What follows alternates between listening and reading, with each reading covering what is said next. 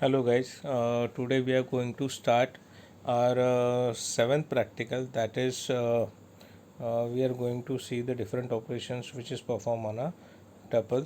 So we'll start with it. Okay. So the practical significance of this experiment is, like a list, Python supports a new tuple as a distinct structure.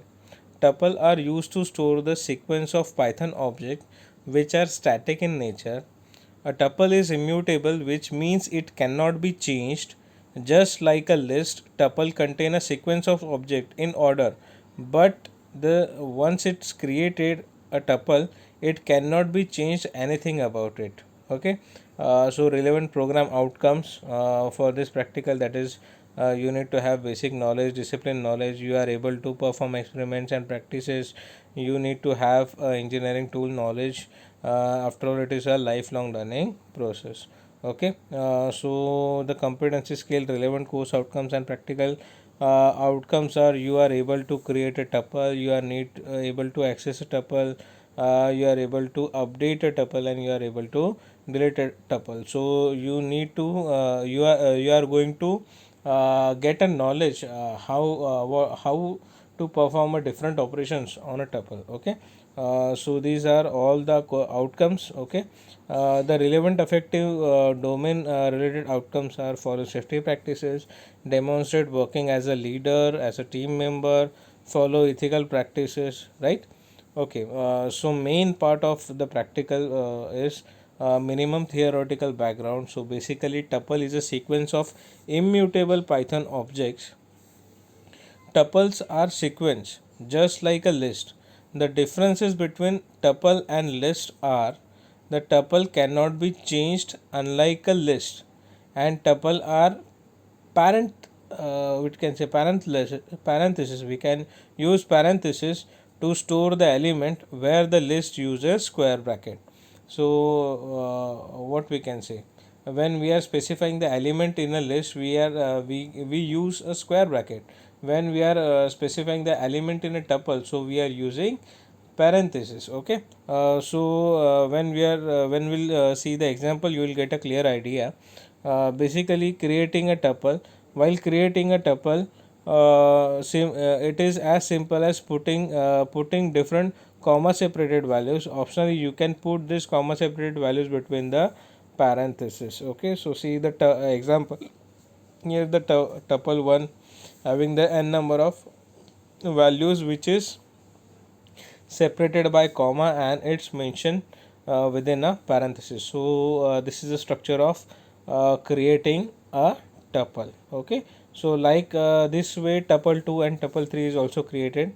Okay. If you want to specify the empty tuple, you can specify like this way, like tuple 1 is equals to opening and closing parenthesis. So this is called as empty tuple. If you want to specify the element tuple which having a single element, then you have to specify the element with having a comma separated value. That means you have to specify comma. Without a comma, it cannot accept any single value, so that's why you have to specify comma over there. Okay. So accessing values in tuple. To access the values in tuple, use the square bracket for slicing along with the index or indices to obtain values available in that index. So we are going to specify the index position. See here, we have specified two tuples. Okay. While printing, we are going to print the value of index position 0 in a tuple 1. So the physics is going to be printed.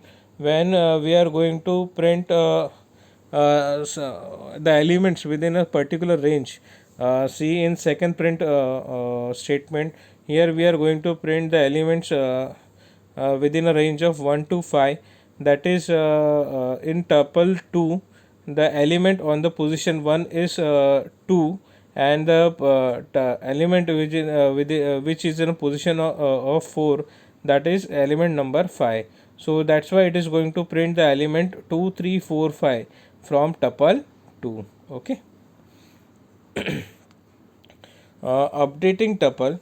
Tuples are immutable, which means you cannot update or change the values of tuple element.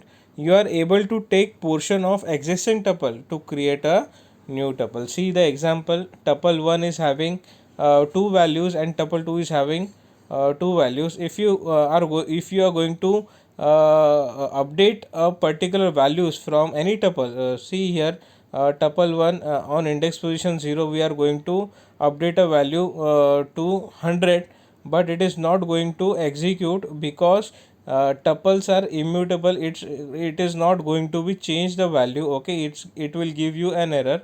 If you want that some part to access in other with other tuple, okay, so you can create a new tuple and you can concatenate it, so you can access the values but you cannot modify the existing tuple. Okay, so like this way you can achieve your goal. Okay, next is delete tuple element. You cannot specifically delete an element from a tuple. You have to directly delete a tuple.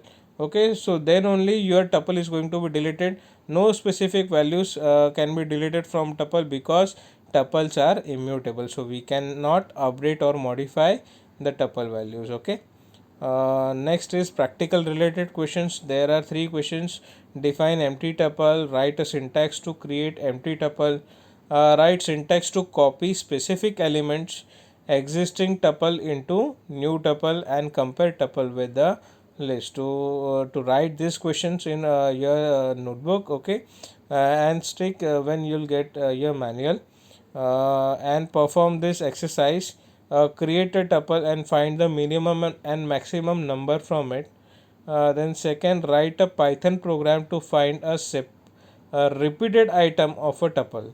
So you have to find the you have to specify an element, so accordingly it is going to find the occurrence of that element from tuple. So it is going to show you the count. Okay, and print the number in words, for example 1 2 3 4, and it's directly going to print a specific what we can say word for that particular number.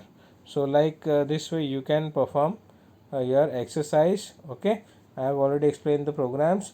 I have already created the programs, and that programs will be executed in our second part of this practical. So after this session, move towards the second part, so you will get a clear idea how the operations are going to be performed. Thank you guys.